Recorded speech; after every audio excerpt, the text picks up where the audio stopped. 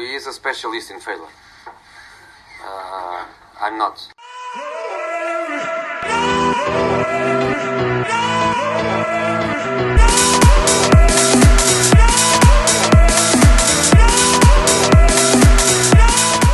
Hello and welcome to the Specialist in Failure podcast, where no footballing stone goes unturned. I'd just like to apologise for the brief break, I'd say. So it's been something that's been out of our control, and I would like to sincerely apologise to you listeners. But luckily for you, we've got a show today that will, I think, will hopefully make up for it. But before we get into that, I would like to introduce myself firstly. I'm Callum. And today we've also got my fellow co-presenters, Reese. Hello. Good afternoon. Evening, whatever time you may be listening. And also, Dan. Hello, and whatever Reese said, morning, afternoon, evening, night. I don't know when you're listening, but afternoon. Yeah, okay. And as this is my first time introducing the show, if you'd like to give me some feedback, But yeah, as I've said, we've got as I say personally, a really interesting show for you today, tonight, this morning, whenever you're listening. And I think let's just get right into it, boys. Yeah. So Reese's hot topic. What have you got for us, mate? Obviously, it's been a while since we recorded, and one of the first things that kind of happened after we recorded that week was the headbutt I wouldn't even call it a headbutt. No, really. He leant in. It was a scuffle. I sound really posh there. A scuffle between a player and a referee. Obviously, referees are currently in the frame more than anyone else at the minute. And let's call it a scuffle.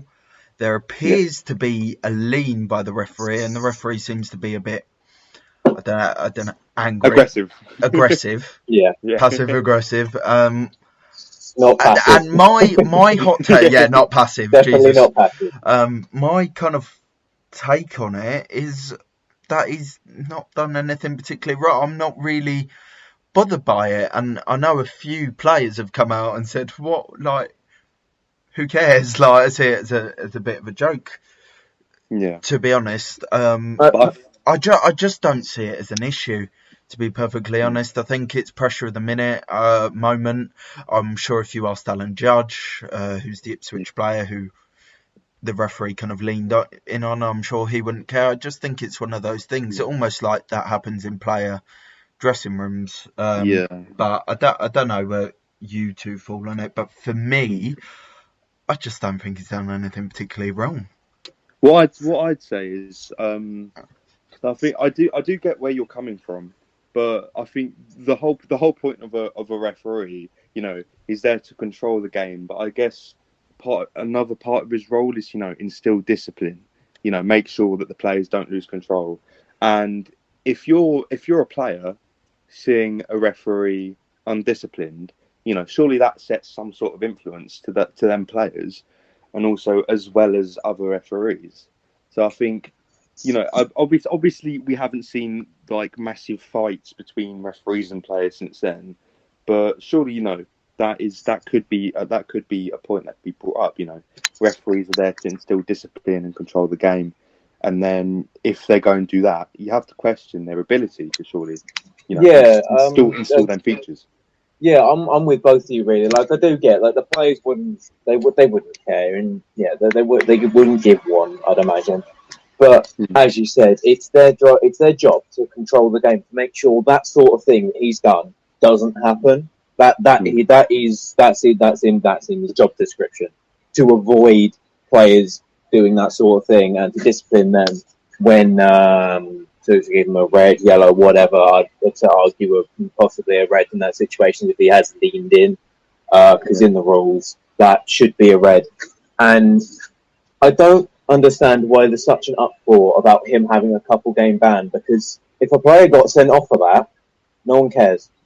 Yeah, the referee's following the rules. He's sending him off. I know it'd probably be I think I've had this conversation with you before. It would be maybe a bit of a harsh red card, but if you go down to the bare bone rules, it's if you lean your head in on a player, that's a red. And yeah, it'll be a bit harsh, as I said, but those are the rules, and I think the referee should know more than anyone else that regardless of whether even if it's a red card or not, don't lean your head in at risk if you do get sent off, because you're facing a ban anyway. So I personally feel like the ref should face a couple game, not like it shouldn't be made out every week that's saying, oh, he's been left out. Oh my God, he's been left out. It should be instantly. He's broken the rules. He's done something that obviously a referee shouldn't do, and obviously a player shouldn't lean his head in. So we should get a couple game ban done. Leave it as that. I feel like that should have been a thing before.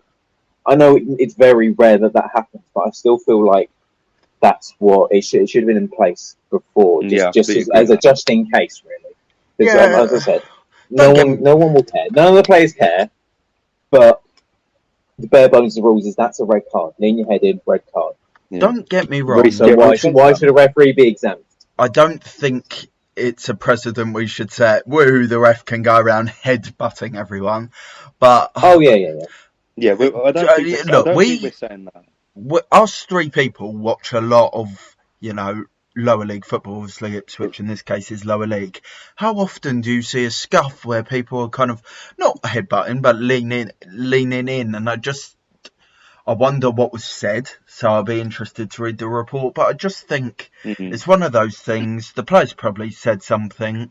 The refs probably under immense pressure, because we learn since then that kind of refs have this ranking system of how their games go, and he might have had a shit game, and I just feel. I know we've done it with players and with managers. I feel we forget referee are human sometimes, and there's no VAR obviously in League One, and I just feel that okay, this is where VAR kind of benefits us, and there's plenty of debate on that I'm sure we'll have another time, but there just feels a lot of pressure, and as a human being, if you put a lot of pressure on someone, I think the referee is the most pressured player on the pitch, including managers. Yeah. And I agree with that. I just feel there's got to be respect both ways. If he's not respected, why should the referee suddenly respect him? That's not me saying let's headbutt everyone that doesn't respect us. I just think a line's been crossed, but I don't think it's unacceptable behaviour. It's irresponsible because as I said, it's his job. I get he's human. That's going to happen. They're going to get annoyed or whatever. But the players aren't paid to follow the rules specifically. If you get what I mean, they're not paid to not get signed up. They'll get fined if they stick a head in. I'm sure if a player stuck a head in, and got a yellow or a red, and they say ended up affecting the game or whatever, whether there's a fine, would there be fines in the background? The manager wouldn't be happy with a player sticking his head in. So I do get the human or whatever. How often do you see a red card for that? You don't. But for me, you don't see a red card that often. I know. As I said, it's a harsh. I'd say as a red card, it would probably be harsh. But as I said, the bread and butter rules is if you stick your head in. If you stick your head in, then that's going to be. Yeah, so if you stick your head in, that's the bread and butter rule. Well, if you just dumb them down as much as possible, that's how I've always known it to be. I know I wouldn't personally give that as a red. I wouldn't, but I think it's fair to the say refs know the rules. If you can be if the player can be punished, the referee can be punished. I think he'd say, even if not, he gets a yellow, and the yellow could follow that would more than likely, or having been around football clubs, you'd get a fine. I think the referee should arguably face a fine too. If not, maybe not a fine, but about one game ban, maybe 1 or 2 games. Right, Reece. I think we'll get one more word in from Reece on this, and then we'll move on to our next topic. So, Reece, have you got anything more to add on to what Dan's just said? Yeah, my kind of final point is, I think we have to have a dramatic review of reffing, and obviously we watched Burnley Arsenal earlier, where we've seen all these different games all throughout the leagues recently, and the refereeing's getting worse, and I'm not sure that's because of the referees themselves, but kind of the situation that faces them. So something has to change, and hopefully this is the point, but I don't think a showing of that point should be as big of a deal as it's made out. That's my final point, really. Okay. Yeah, and yeah. Right. Just quick. Sorry. Just quickly, I was just going to say, after a lot more pressure has been put on the referees, a lot of these decisions seem to be made more. Now it doesn't seem like a coincidence. There was the odd one, but it's just last few weeks there's been those ones at Sky. Yes. Yeah. That's all I got, really. Yeah. Right. So I think it's time to move on in our show. That was a good start, I think. Quite an intriguing conversation. So do let us know what you think about all your opinions and what we talk about in the comment section of YouTube. Tweet at us. Your opinions. We'd love to know what you think. So I think this topic now. I think this will probably the most controversial of the show, and maybe the series so far. And I think this is about the changing of the goalposts from Cristiano Ronaldo and Lionel Messi. And of course, they're two greats of the modern game, and perhaps two greats of the game as a whole. As we know, they're getting older, and retirement's running up to them. And with that comes a change of two new players that will be at the helm. And I'd specifically say that them two players would be Haaland and Mbappe. So what do you two think? Do you agree with me? Would you throw any other names in there? What would you say? Yeah, I have one major name to throw in there, and I know he's not got the numbers yet. That's superhuman that we look at with Mbappe and Haaland, but for me, João Felix. I know who you're on about. He may not have the pure numbers that these two have, but as footballers.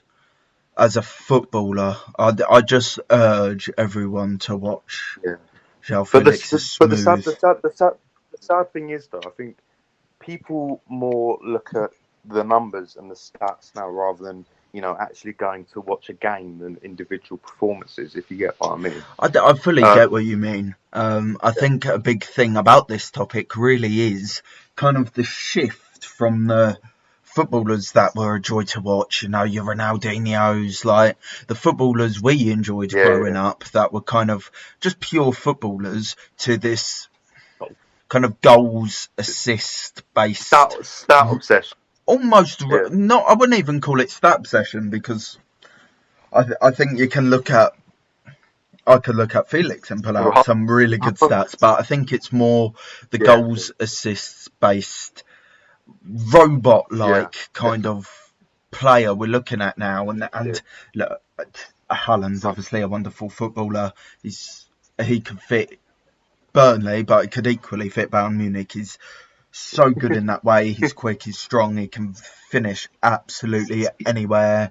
But for me, he's not, and I know this is controversial, he's not a striker I enjoy watching.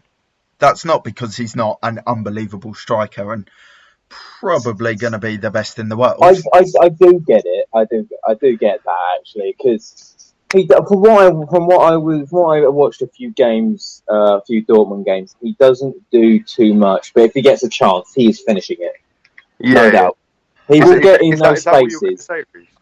He will get in those spaces. He'll get in the right areas, but he's not going to do, say, some of the things that he'll do wow goals or whatever, but he won't do what, say, João Felix does, and linking up a lot of play, and I don't know. It's just different. He's you wouldn't say Haaland is like a Rolls Royce type player. You'd just say he's just out and out clinical finisher. He's a Terminator. Yeah, he's a machine. But whereas you see João Felix, and you see a player who's like the players that a lot of this generation, or even anyone watching football grew up watching.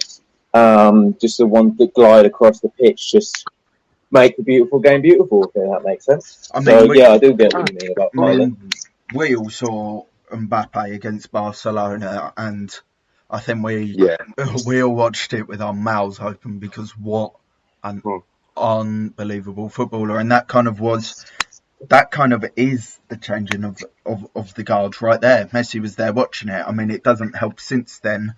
Messi has absolutely dragged Barcelona to some unreal victories, and he's looking back in form again. Of course he is, because he's arguably the greatest there's ever been. But I think we are seeing that charge now. I mean, I saw a couple of English kind of Juventus fans going, is it time to bin Ronaldo because of the youth project they're building? And I think this is slowly where it becomes, I'm not sure I like where football's heading at the minute. As I said, there's people that dismiss João Felix because of his figures, and I just don't like that personally, and I don't like where it's heading. But there are some unbelievable footballers coming through. I mean, Haaland and Mbappe are going to be the two, we can safely assume, because of who they are. But I'll be interested. The big thing for both of them now is where they move. I assume Felix will be Atletico for a while because of kind of the project that's building. I can't see Dortmund getting Champions League football right now.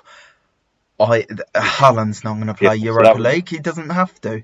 Dortmund need to raise funds as well. And Mbappe, it looks like he's going to sign another PSG contract, which is an interesting move, because I was so certain he'd go to Real Madrid, which would possibly elevate him right into the Messi-Ronaldo debate already. Yes. So these players have got choices to make. Sorry, go on, Carl. Yeah, that's right. So we've got Haaland, we've got Mbappe, and we've got João Felix, as Ree said. Dan, would there be any other names that you throw in, or would you agree? There's Haaland, there's Mbappe, there's João Felix. Would you name? I'm not sure. I see many others. Like, obviously, I would you see the Gio Reyna, Jude Bellingham, Alphonso Davies. You'd see them in a category a bit like below it. Don't get me wrong. They've got an incredible ceiling. Yeah. Including Foden. And that Foden could be. I wouldn't say he'd be remembered to be like Ronaldo, Messi level, but I feel like he's got just as high a ceiling as João Felix does. Because when I watch the two, they seem like roll your eyes all you want. I wasn't rolling my eyes. I wasn't rolling my eyes. When I watch the two, I don't know. I see similarities in, like, they glide through the game almost. They piece things together. They just make the game better. When they're on the ball, it just makes the game better, really. But obviously when they're not on the ball, it doesn't seem like they do too much else, which I think that's what sets them apart from. That's what sets them apart from Haaland and Mbappe, because they can just do things out of nothing.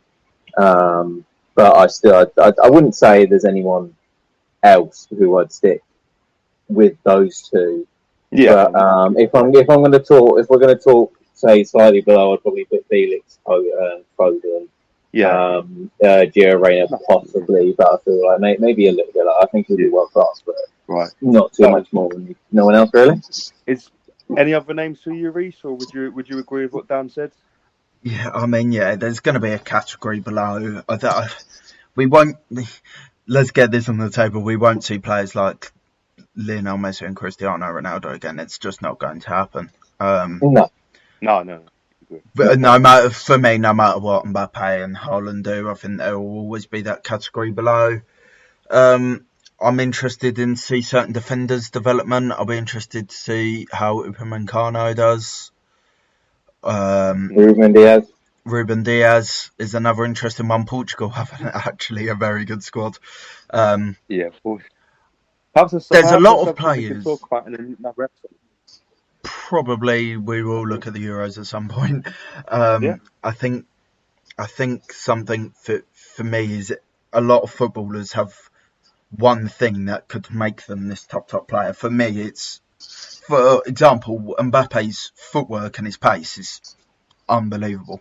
Oh, Haaland's finishing. Yeah. Felix's intelligence, I'd say, and how silky he is when you watch the game. I think. Yeah, how really can. I think Felix is a hard one to explain. You just have to watch him to understand.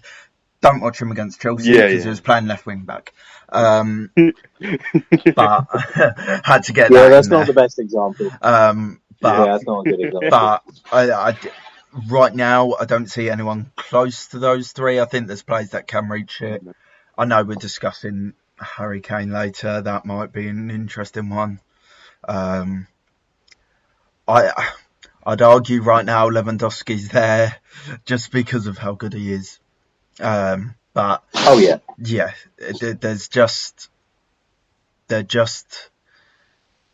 there's something magical lacking about the current footballers. I think it's very robotic. Yeah. Okay. Right. So just don't forget, let us know what your opinions on each of these topics are. But one word I'd like from both of you before we move on to the next topic. Reese, Ronaldo or Messi? Easy, Messi. Dan, Ronaldo or Messi? Messi. Okay. So we can all agree. Cal, I think you should say your opinion. I was just saying. Oh, the weather's nice outside today, mate. If anyone disagrees with Messi, I'm sorry. I value your opinion. I'd say Ronaldo, but if we keep going on about this, we're going to be. I think a whole podcast. Debate that all night. We could have a whole podcast on Messi, Ronaldo. Maybe that is something we might do. I think in terms of clutch and moments, it's Ronaldo, but in terms of beauty of the game, it's got to be lean on Messi. No, I can agree with that. Right. Anyway, on to our next topic. I guess this could kind of be leading on from the last topic, I guess. So the new generation of English footballers. So of course, we've got Foden, Saka, Greenwood. From my personal perspective, I think it looks quite promising. I think this is definitely a team that there's definitely players coming up that if they were in the squad for the World Cup or the Euros, it would certainly be something to start getting excited about. So, what's your thoughts, gents? What's thoughts? Any players that you can see that are definitely coming up the ranks? Any players that you think should be called up for that? The Euros next year or anything? Or this year, sorry. I was going to say next year. Jesus, can't wait that long. World Cup, isn't it? Yeah. I mean, I had a look at the under-23 squad the other day, and there are a lot of players. I go, we could take them to the actual Euros. I think, obviously, they haven't been great this year, but Jude Bellingham has been quite good for Dortmund. We're in a position, kind of, where without sorry, go on. It's as I say, it's in a position because we're looking at the youth and when I'm watching them, of course they're not in their prime or in playing their best football, but it's so exciting to see that the level that some of these players are at right now. I mean, Foden. Sorry, go on. What? Yeah, it's like, and I think I'm excited now. Think about when these lads, mid-20s or reaching the prime of their career. Like it's something I'm really really excited to watch, and I think the future of homegrown English talent, I think it can be. It is really bright. So, yeah. I mean, Phil Foden is going to games at Anfield, and as bad as Liverpool have been, and absolutely destroying them. It's just, I couldn't pick out a particular talent about Phil Foden that makes him different from the rest. He has everything. His ability to go past players like they're not there. He probably starts for England, and to do that at 19, I think he's 20. 20. Like, Phil Foden is, if you were naming the best players in England right now, Phil Foden's second or third. Like, he's that good at the minute. And then obviously you got the generation below. Did you mean English players? Yes, did English you mean players. English players? I mean, I think first and second. Just out of interest. It's always, I always find it hard to leave out Harry Kane. But right now, if we're talking Fulham, John Stones is still young.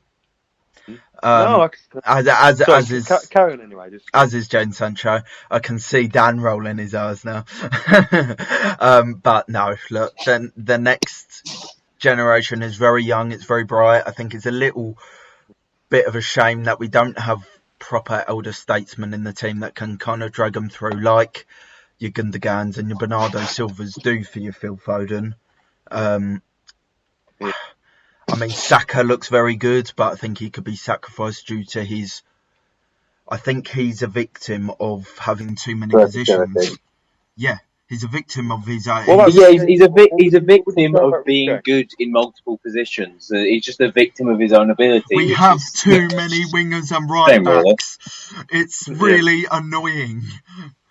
Where's our central midfielders? Where's our centre backs? Like, it's so frustrating because I can name about 7 right backs that I could put in the squad.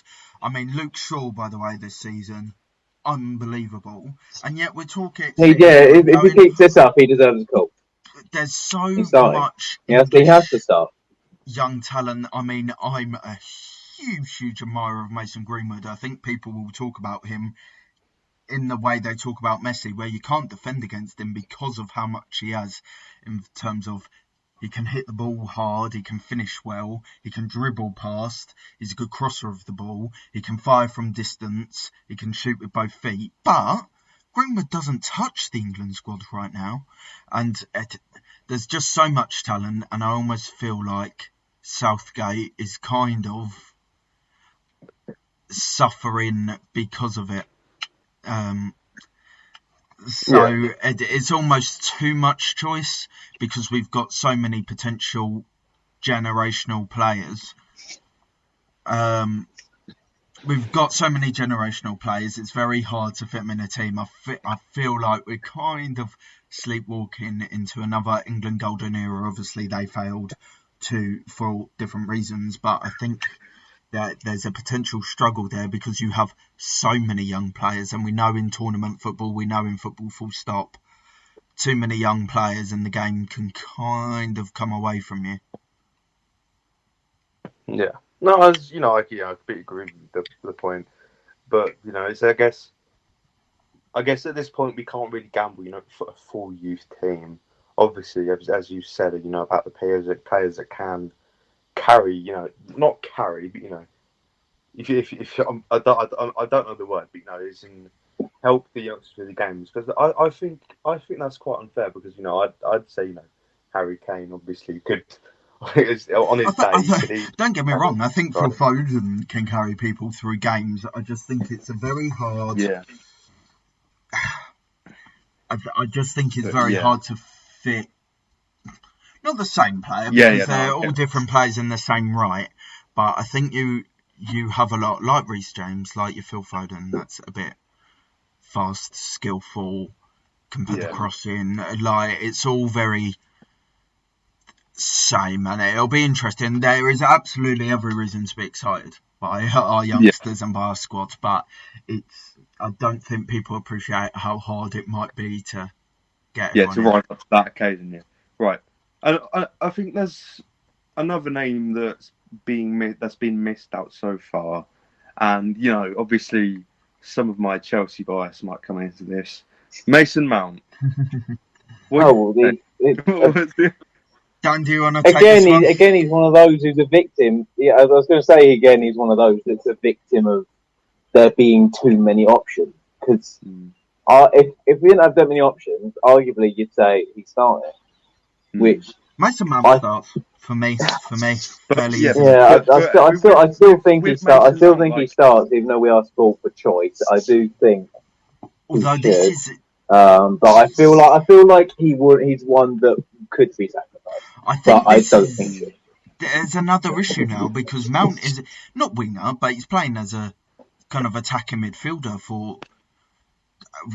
We'll name him Thomas the Tank Engine on here. Thomas Tuchel. Thomas Tuchel. I have learnt the pronunciation. It is Tuchel. Thomas Tuchel. Thomas Tuchel. Right. Oh no, we're not having this. We're not having this social debate again. I think it's Thomas the Tuchel Engine, and it at that. Luckily, I think Mount has proven his worth to the England side because of his all-round game and chances. Mason Mount has proven. Who's Mount? Has proven his worth because of the chances created as well as his general game under both Lampard. He can get rid of the Lampard's tag now. The problem Mount now has is he's playing just behind the striker. England don't play with a man just behind the striker. And then do you play him in the central midfield role or do you have a midfielder keeps playing the midfield role? It's difficult. Once again, Mason Mount's kind of a victim of his own versatility. For me, Mason Mount's our best kind of all-rounded, well-rounded midfielder. For me, he starts. But it's an issue now because we've gone from having no creative players to having quite a few, obviously. Too many. Jack Grealish, Sancho, Sterling, chance creator, yes. Foden, Mount, and then you go right. Who's defensive? Declan Rice, who's yet you've got Reece James in the defensive. Yeah, but he'd be your right back. You've got to play Reece James right back if you're playing him. For me, it's Trippier. That's what I'm saying in terms of like defensive. I know a lot of people are going to say Trent, which is also another creative player. If you play Chilwell, it's another creative player, and it's like, well, we need to rein it back. And it worries me because of Gareth Southgate's mild obsession with Eric Dyer. Fucking hell. And the more creative players... every manager's obsession with him. The more creative players we play, the more there is kind of a need to play him. And I really want someone like Mason Holgate to come back into the Everton team because I think he can do Eric Dyer role very well, and it's too little too late for a few players, and the England squad right now is massively unbalanced. That's not saying we shouldn't be excited because we have the capability to smash teams, but Mount is someone for not build the team around, but an England midfield for me has to have Mason Mount in it. No doubt. Yeah, no, I can agree with that. I can't really argue with any of that, to be fair. Get in, first time for everything. You two would put in... Are there any other names that you two would like... Dan, is there any other name you put in or anything? Any honourable mentions, maybe? Well, I mean, I'll remind you, when you mentioned Greenwood, are you mentioning him in the first team setup or keeping him in the game experience?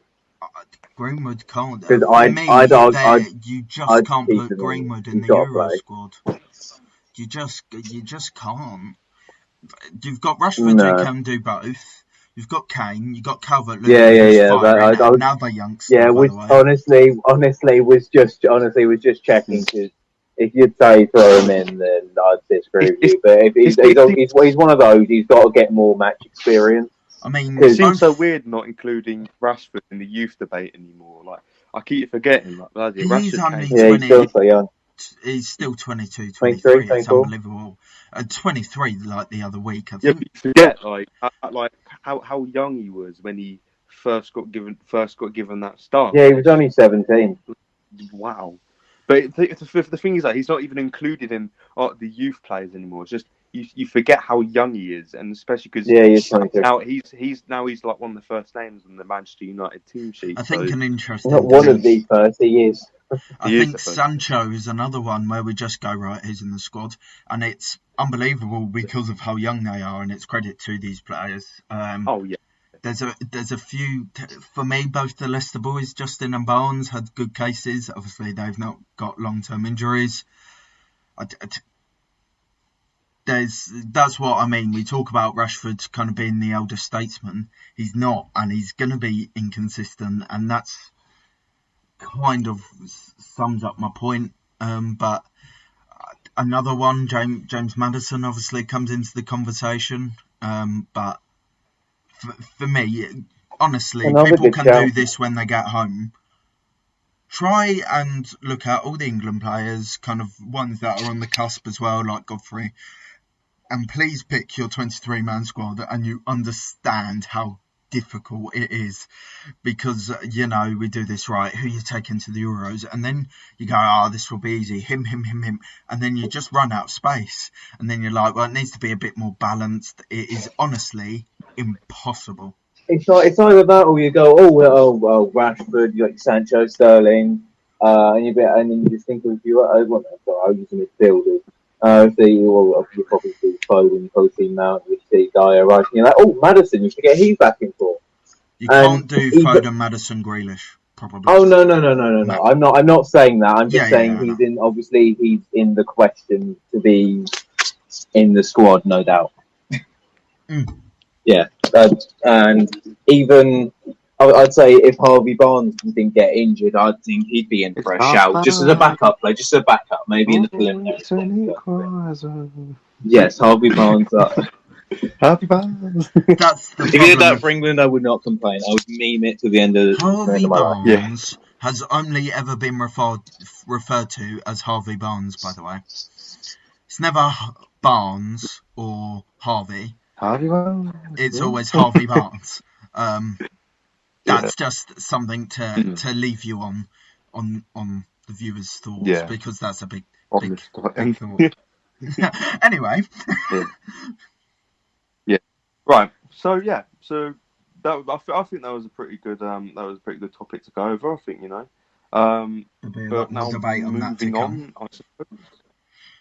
Yeah, definitely. And I think it's probably something that we'll probably bring up, not the younger generation, but the whole England squad as a whole has become close to the Euro. We'll probably do an England at But anyway, sorry, carry on.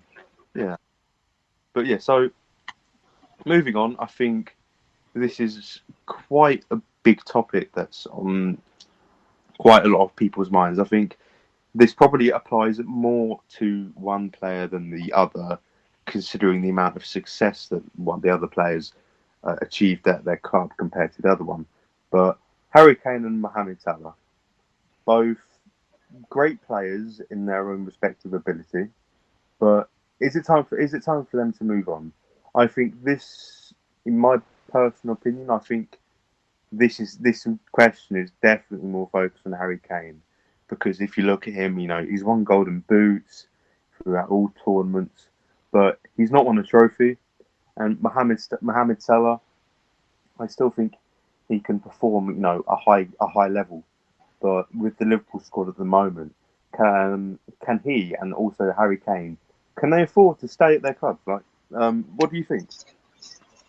It's an interesting one, because this kind of comes into your. Sorry, Dan. Sorry. Your goals. No, my mind's gone blank. Never mind, you go. I think this kind of. I've had a mare here, lads. Yeah, Reece got some editing to do. I think this comes into your goals, assists, kind of robotic thing. I think the issue with me for Harry Kane is moments. Like, you look at the big players, the big strikers, the iconic strikers throughout the years, and you can name so many dramatic moments. Your Aguero, QPR, your Drogba, Bayern, Drogba, so many. Against who, Reece, sorry? Bayern. Bayern. Reminds me where the second A is. I loved when Cheesy beat Bayern. That was a very good game. That was right. I'm being bullied, but my point I get what you mean. These strikers have these big moments, and if Harry Kane is continuing at Tottenham, when's that big moment going to come? Is he going to keep hoping it's going to come? There's been signs, obviously, under Jose that they are going to win a trophy and stuff like this. But for me, it's all about the moments. Obviously, Mo Salah's slightly different because he's had those moments. But for me... And he's won silverware. Kane right now is seen by everyone as the world-class striker at the mid-range club. And I can agree with that. Wonder if you can be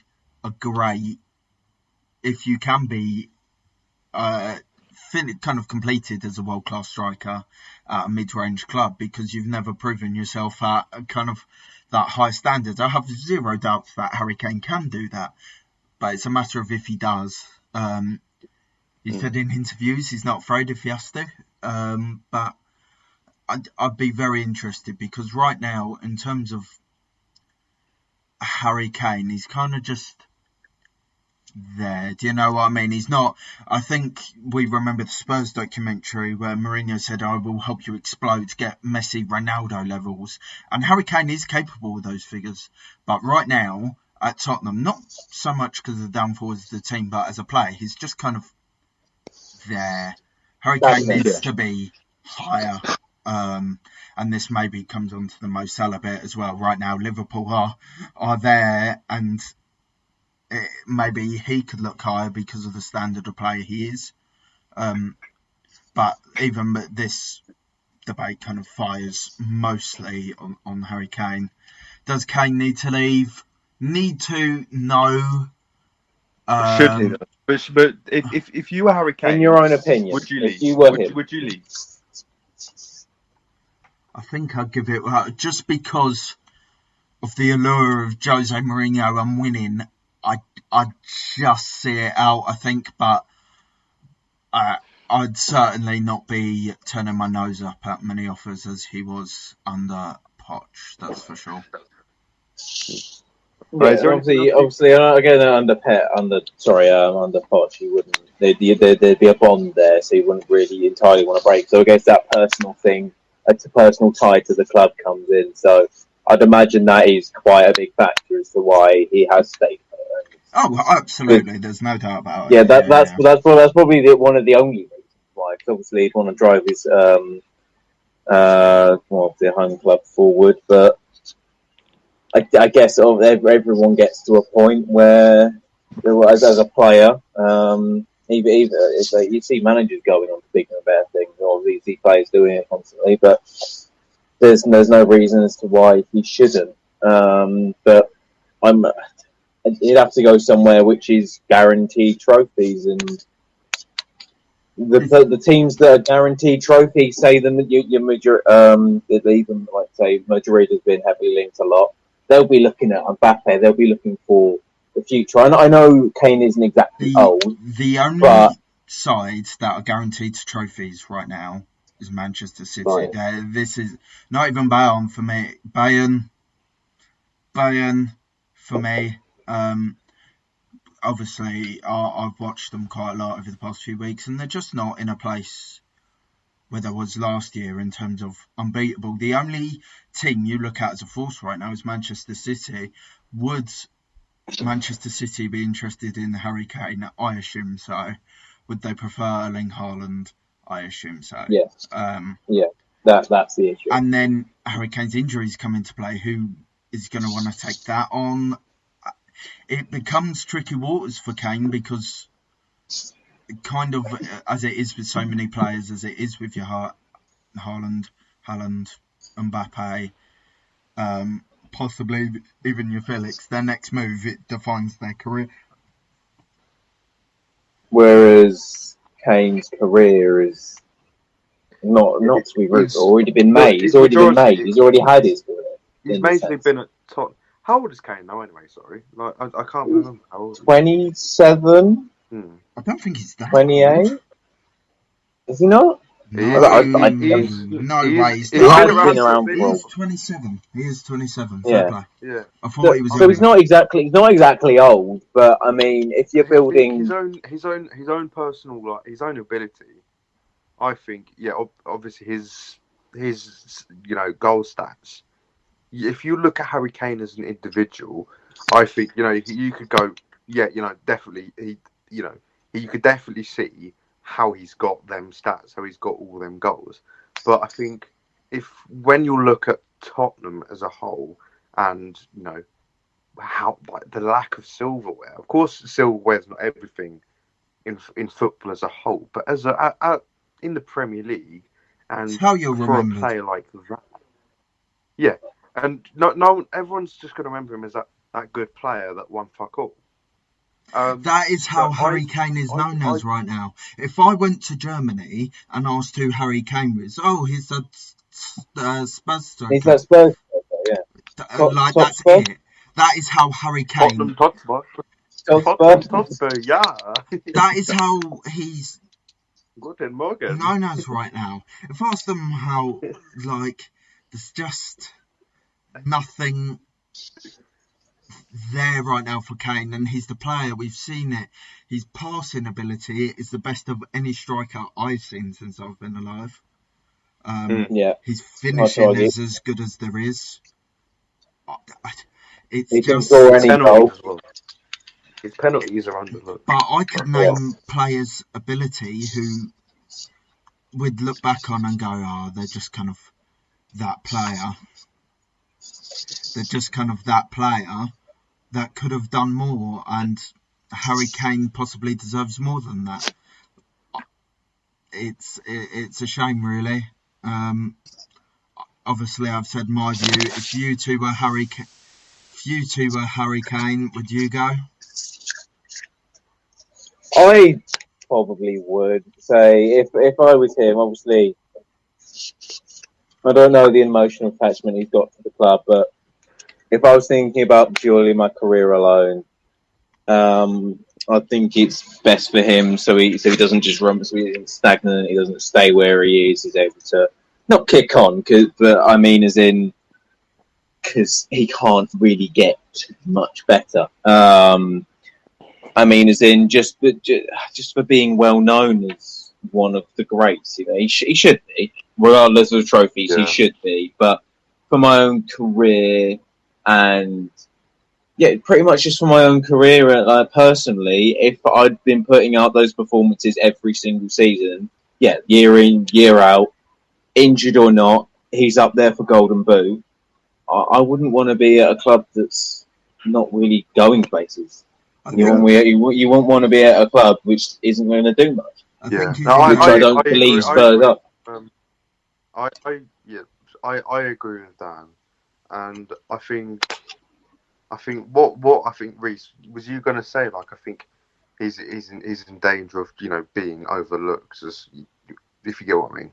I think he's in danger. What was you going to say? Because I heard you say into the Robbie Keane, Robbie Fowler bracket of unbelievable strikers, but just how are they remembered? Yeah, like how is Robbie Fowler remembered? Yeah, when you think of the greats. Yeah, when you think of the greats in the Premier League, you don't think Robbie Fowler. You don't think Peter Crouch has over 100 league goals.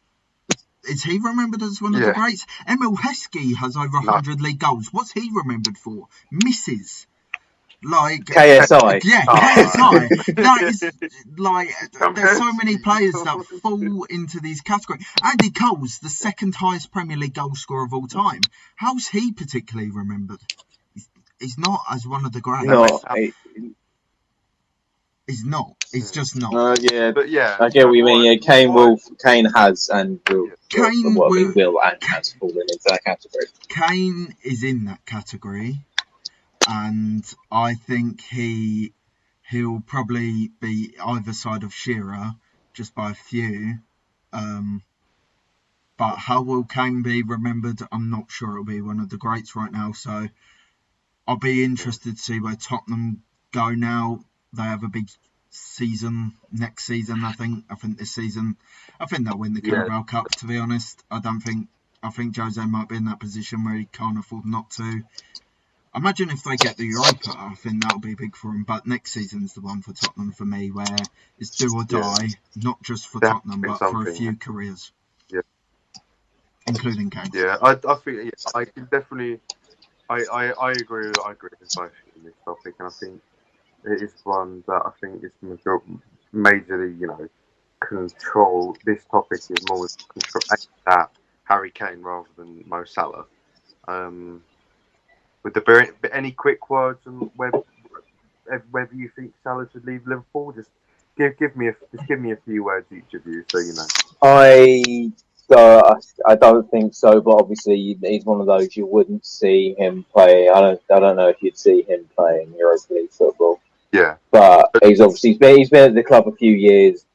Maybe there'd be a mutual respect there where he would try and fire them back up and say next season if they don't reach decent levels, maybe not even challenging for the title. Yeah, probably challenging for the title, at least top 4, top 3.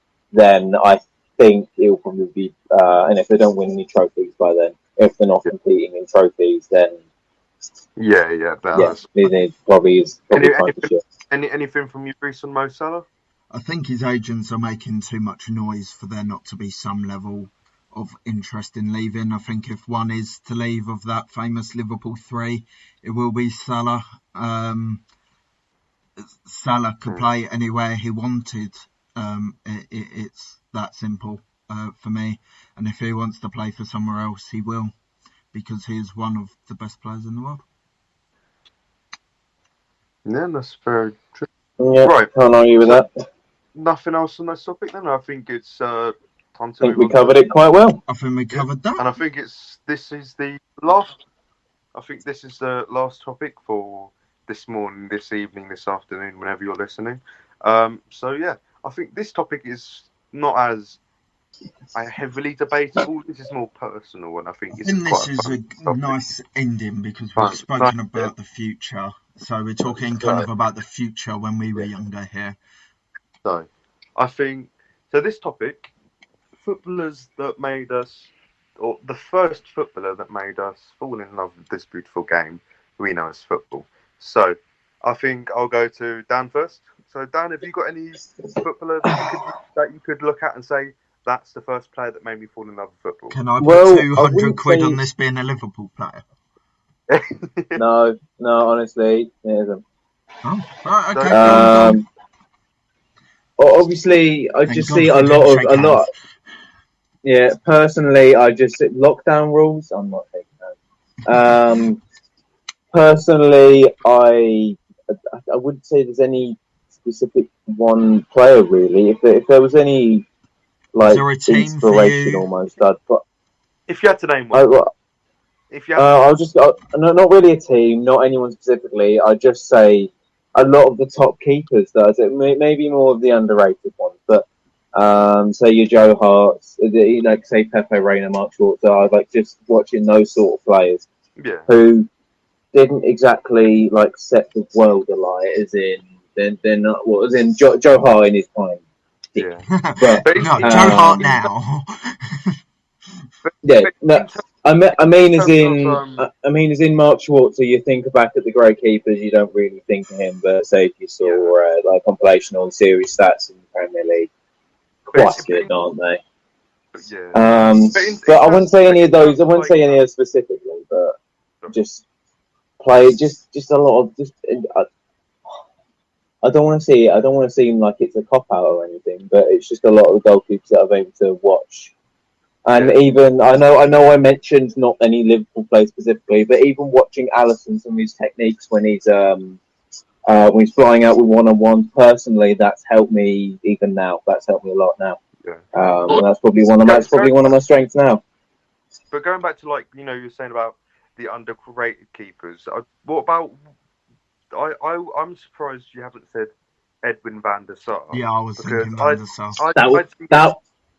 I started being a keeper when I was a little bit older.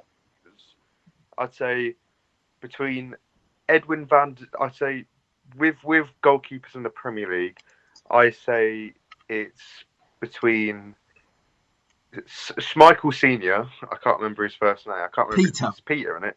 Yeah. Oh, There yeah. you go. Oh, here we go. Yeah, I'm on a football podcast. Remember? Yeah. So I'd say you got Peter Schmeichel. Obviously, that was a bit before you were probably born, maybe. But then there's Edwin van der Sar and Petr Cech. You know. So would you say that Saying none of them two? before I'm born, as if you Say are an them old two had man an- experience. But would you say any of them two had an influence on? Well, Van der Sar, I a bit late for me. Like I was I only caught the odd game of a Premier League season when I was first getting into football, and probably getting into goalkeeping. Yeah. And if I'm honest, that like a player who I'd like almost aspired to be is like Chris Day, because he's one that almost it's quite a wholesome one. Where when I went in goal when I went in goal when I was a kid for one game. And I remember him speaking to my dad saying, "Oh, that's easy. You got a really good, naturally talented keeper there." Well, and that was the first time I'd ever been in goal, and I know obviously from having those expectations, obviously a professional goalkeeper of many years, playing into his 40s, saying you've got a lot of talent when you're younger. Yeah, obviously, I haven't exactly played at any sort of high level, but it's something that keeps me going. Yeah. And I would say that would be that'd probably be the closest thing to an inspiration in football. It's just, and obviously he's played going into his 40s as well, and just probably someone I look up to. Yeah. But yeah, so I say it's quite uncommon for youngsters to look up at goalkeepers. But I think it's quite nice. It's quite nice for you to have I'd say a unique answer compared to the rest. But yeah. So moving on, I think Reese, give us a name. Oh, one name. It's so difficult because I'm the football nerd I am. I've watched so many clips of old games where I've been like, oh my god. If we're talking one name, the player for me that I will just watch and smile is, and it's quite a unique one here because most people go Ronaldinho, Joe Cole. How did I know?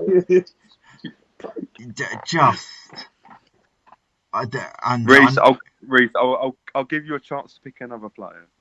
I'll take away Joe Cole because Callum seems fairly insistent. Carl, you take Joe Cole while I'll try to think of another. I'll take Joe. No, it's calm. You can take Joe Cole, mate. It's fine. I can think of another as well. Joe Cole for me was a big one. He was just he was your Phil Foden now in terms of how he read a game, in terms of using pace at the right time, his footwork, how he hit a ball was one of the big things, and just how he controlled a game, and through previous clips, and this is quite another weird one, I loved Ruud van Nistelrooy. I loved him. He was just good. In the best possible way, a nasty bastard. Like, he was always kicking at your ankles. He was vicious. He was relentless. He was unbelievable. And I know he's not looked fondly upon because of these strikers of his trophies, rather. But yeah, what an unbelievable striker he was. Yeah. No, I think so. Yeah, so you got Joe Cole and Ruud van Nistelrooy. Yeah. So I think moving on to me, I think obviously Ashley Cole, because obviously Major League unbelievable. Yeah. Obviously, me Major League supporting Chelsea while growing up. I've watched a lot of Chelsea, throughout the years, and of course, Joe Cole was the first player that He's like if you ask me to name the first player you ever idolised in football, Joe Cole. But I think if you ask me the seconds, it has to be Didier Drogba. I think solely even of his big moments alone, because that Didier Drogba, he's a man who could pull it off probably against West Brom in midweek, probably again in a game that no one gives a shit about. But then the next game week he could pull it off against Bayern Munich like he did in the final. It's just that the influence that he had on some games, it was it was magic. It was, I'd say it was magical to watch, and you know some of the goals that he scored as well. Obviously, you know, every single striker who can score goals, obviously, you know, they've scored a tap-in their life, but you can name so many memorable Drogba goals. One being, you know, one of his first ever for Chelsea, you know, his goal against Everton from outside the box, and those the turn chips, and the volley, it's like half volley. And then you've got, of course, his most iconic goal, probably one of the most iconic goals out of any Premier League team, is goal in the Champions League final against Bayern Munich. But honestly, every time I watched Chelsea, I was watching Drogba, especially during that, you know, Drogba and Anelka era. I think that's probably one of the best of the Chelsea. I think definitely one of the best strike partnerships of the Chelsea era. I'm not claiming it's the best, and that's always up for debate, obviously. But from my point of view, you know what I've seen, I just Didier Drogba, he tops it for me along with Joe Cole. I think as a kid, if you're wanting to become a striker, you have to watch Didier Drogba. Like, you just have to, because of plus when you grow up, you dream of that. You see your name up in lights. You're making those game-changing moments, and Didier Drogba players like Didier Drogba are a very, very rare breed. I think you'd obviously, I wouldn't say, honestly, I'm not saying they're on the same level.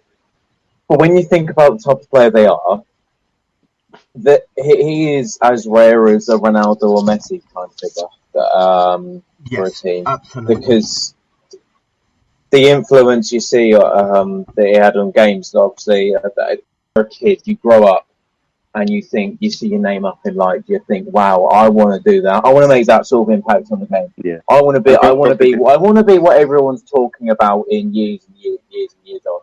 Yeah. Like, and obviously it's unrealistic that you'd set yourself goals to score 30 goals a season. Which if you get 10, 15 and you make those sort of moments, you have those sort of moments that Drogba had, that's just the ideal as a kid, isn't it? You grow up like, it's just... You'd aspire to do that. And I think any kid would aspire to do that. I know with myself, I literally, before we even play games when we're just with like a Borough fans or whatever, I psych myself up and I think about the moments. Like, I think in the last game, I made quite a good save and everyone jumped around, and I was like, you know what, those are the sort of things I live for. Because it's just... Those moments. It's obviously, it may not be... it may not be, say, game changing because we still lost, but it's just those sort of moments where it's something that everyone like appreciates it. And you can be appreciated. I still remember the exact emotions I was feeling when I saw Drogba score that header against Bayern Munich. You know, I just remember that. Even I got lost in it, and I couldn't care less about Chelsea. I got lost in it. It's easy to get lost in those moments, though. It's like commentators with the old Guerrero thing. It's just like, oh my god, that seriously just happened. It's like no matter who you support, if you don't get goosebumps while still listening to that Aguero, you're not a football fan. I'm sorry, but you're not. If you don't get goosebumps. Like. I think I am far from a Liverpool supporter, but I still get goosebumps at the Barcelona game. Like, stuff like this, it's what makes it football. And those are the players you want to emulate. I mean, we all have Borough heroes that we look upon and like, they're just, it's everything. Like, imagine emulating them on like one of the fans games we play or something like that. It's you get goosebumps, and that's just like a low quality football game. It's just between a load of people that support a football club, but that's all. That's pretty much the only reason we're all playing. It's just, I just imagine that when you're at the top level, and I think you can. I think you can understand that. Idolizing players like Drogba, and even, I guess, sorry to make it about myself, but going back to the whole goalkeeper thing, it's when you're a more underrated keeper, when you're, say, maybe not at your Chelsea to City. You're the different. I know this is at any level, but you can be the difference between keeping a team up, relegating a team, or promotion or whatever. Yeah, and that's just, I think, obviously, you don't always want to be the centre of attention, but you just want to be that. You just want to make that. You want to make that moment where everyone's wow. Yeah, and it's just something you can look back years on and think, yeah, I did that. I did that. I mean, everyone's Billy Big Bollocks, I did that. And obviously everyone's football heroes will be different. I mean, please do watch even Maradona clips, but please watch Brazilian Ronaldo, Ronaldinho. Watch these sorts of players you grew up with. Please watch some Mo Salah clips. Oh my God, what a footballer! And it makes you appreciate these footballers more, and you almost become like them. But football heroes are so important, and we'll always forget ours. I still to this day idolise Darren Murphy in the middle of Stevenage's midfield. No one listening is probably going to know who that is, but what an icon! And he's essentially, the best way I can put it is the Claude Makelele of League Two. But it's these things that stick in your mind, and it's those things that make you appreciate football that bit more. So yeah, there's definitely a lot of, when I'd say football, I don't know, from the outside it seems hard to get into, but I think some of the players that we've just discussed, you can see like they help understand how much football means to people like us, and when you're into it, it's not something you can get out of. Clearly, considering we've made a football podcast now, but yeah. But I think that's the end of that topic. Yeah. Yeah, that sums it up perfectly. Yeah, I enjoyed that, and I think that brings us to the end of episode 3. So as I said at the start, sorry about being away for quite some time. We're not professionals. We're not professionals. Unexpected developments that we had lives all of a sudden come up. It was really weird. Yeah, that rarely happens. But yeah, did you enjoy the discussions today, lads? That was fun. I liked it. I really enjoyed it. I think it's good, and best one so far, if you ask me.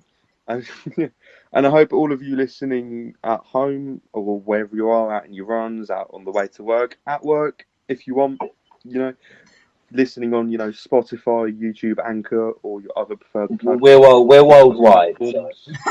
Missed the word wide.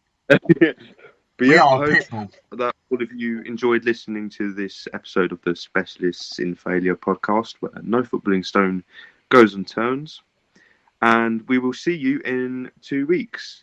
And so this is goodbye from me, Callum, Dan, and Reese. And we hope that you listen to this whole episode. Let us know what you think. Well done if you reach the end. And we hope that, comment bananas or something if you reach the end. But yeah, we hope that you enjoy this episode. And we hope that you join us for the next instalment of the Special Load. I nearly got there. So close.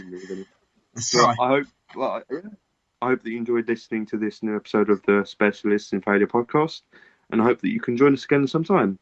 So from me, Reese, and Dan, goodbye. Goodbye. Goodbye. Goodbye. Goodbye. Goodbye. Goodbye.